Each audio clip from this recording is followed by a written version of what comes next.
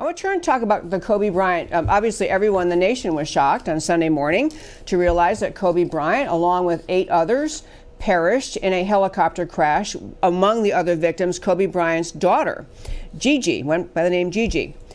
And while that was tragic, and obviously everyone in America kind of watched that and just it could hardly believe that it happened. It's just so shocking. 41 years old, a guy who's a basketball legend. I've probably mentioned this show before many times. We're kind of a basketball family. We love sports. We really love basketball. And so, Kobe Bryant was legendary as a player, and many, many young players coming up, even kids today who are elementary school age. He is an icon. And so obviously just a devastating loss. But I want to turn and talk to the political angle about it. And I wanted to play that interview with James Golden first before I turn to talking about this. One controversy that arose right after this unfortunate and shocking death of Kobe Bryant was that there was a clip that was a very short clip. And believe me, folks, I went back and forth about whether to play it. But I'm going to play it. It was an MSNBC reporter who was in the hyper emotion of newly learning that Kobe Bryant had perished in a helicopter crash. She was beginning to tell her story on air. So it's a very short 9-second clip. This is a woman named Allison Morris with MSNBC. We'll quickly play this clip, and then I want to talk about the what has happened since this clip was aired.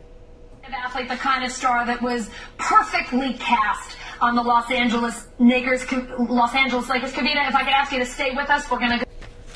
Okay, so she misspoke, or she did not accurately say the name of the NBA team, the LA Lakers, which I'm pretty sure Kobe Bryant, that's the only team he ever played for, 20 years or something like that. But you heard her stumble over her words. She next put up a tweet.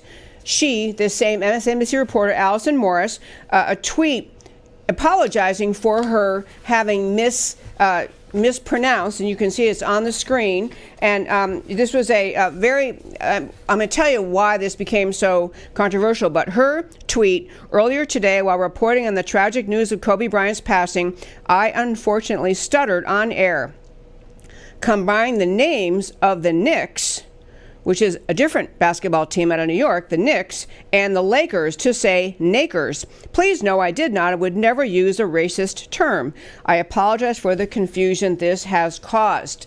So what happened shortly after that was many people thought they heard her referring to the team, the LA Lakers, as the LA and then the N-word. So a Twitter storm emerged. Many people on Twitter calling for her to be fired, claiming she used the N-word in the name of the LA team.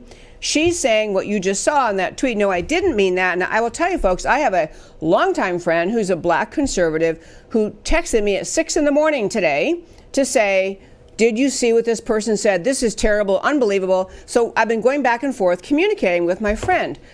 And I want to say this, and in light of all that we just heard from James Golden and Autry Pruitt about the New Journey PAC, there are people who are sure that this MSNBC reporter used the N-word. And other people who believe what she said in her tweet. I misspoke, I'm talking fast.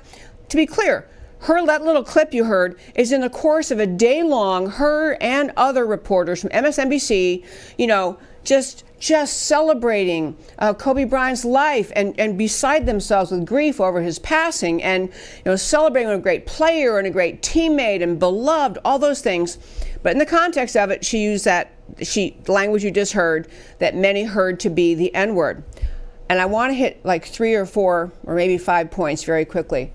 One is we live in a hyper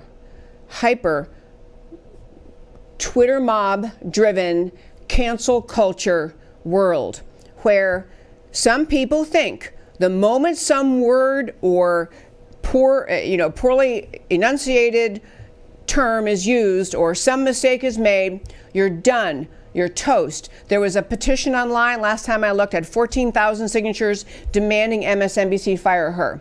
So there are people who are sure that she said the N-word and they don't really want to hear what anyone else thinks she said, or they don't want to accept her explanation. So this cancel culture says, one mistake, and even if you didn't, and I think some were saying, even if you don't think she meant to say it, she still said it, and she should be fired. But that's a pretty intolerant culture, because almost everyone misspeaks, makes mistakes, mispronounces. So that was the first point, though, that there is a mob ready to say she's got to go. And some of these people, my friend included, who's been texting me, very earnest thinker, very, very heartfelt, basically saying, in response to our texting all morning, was saying, you know, this is a deeply hurtful word. We have not nearly gotten past in our culture the commitment of our culture to denounce the use of that word, to reject it, to always call it evil. There's never been enough done. Now, I'm sure this woman apologized, the reporter. I'm sure MSNBC has put out an apology. Maybe others will also.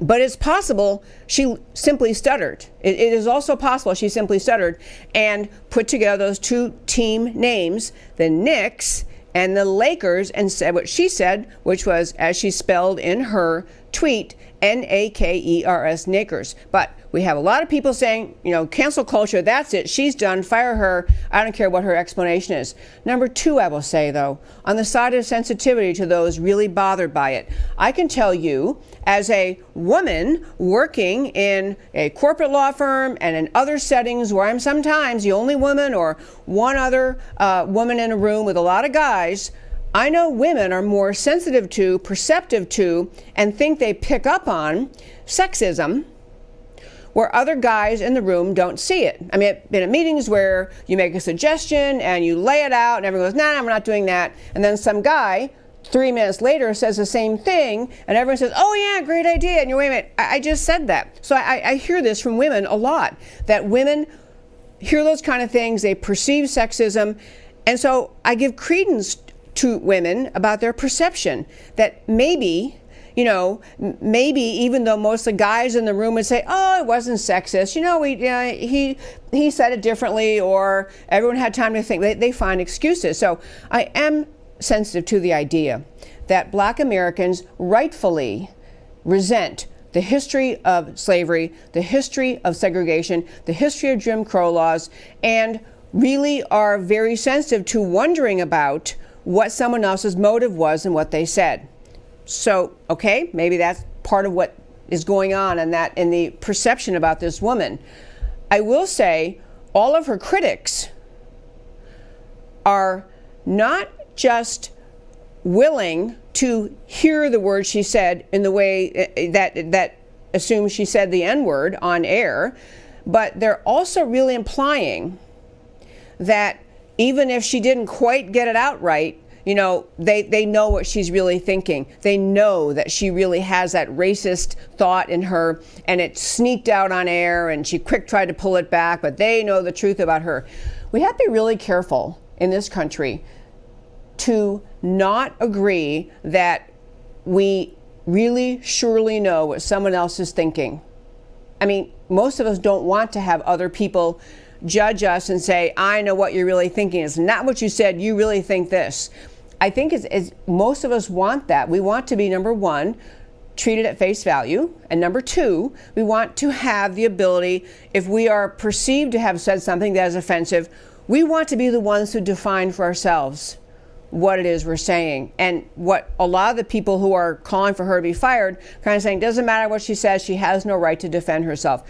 Everybody has a right to defend themselves. Last thing on this story is you have to remember what the MO of the American left is, as was laid out by James Golden and Autry Pruitt and many others who are advocates for the conservative message in America to be brought to the Black community. Leftists in this country thrive on creating division.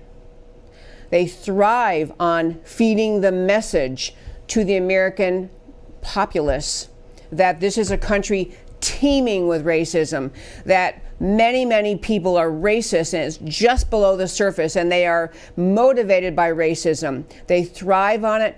The leftists in this country gain and hold on to political power by instilling fear in the hearts and minds of Americans that everybody around them, even though they don't admit it, they're all racist, that racism is just growing everywhere, it's all around you, it's under every rock, it's in every person's thought. That is how the left comes out, where the left comes, how they come at America, how they speak about America. What they try to do is implant fear and resentment and suspicion among the American people about their fellow Americans. This incident, the horrific, untimely, accidental death of Kobe Bryant, I'm very sorry to see it sullied or distracted by this, what in my view, misstatement, garbled speaking by someone who is emotional, talking fast, talking about a player she's probably talked about before in the past, but somehow a slight misstatement means that she's done and can never speak again. And the left uses these kinds of things to gain political power. The mission of the American left is always to divide America. The mission of the conservative side, the Bo Snerdley and Candace Owens and Autry Pruitt, and literally millions of other conservative black Americans, their mission is to help America unite around the right ideas, the kind of ideas that Bo Snerdley is bringing to the black community in America through the New Journey PAC.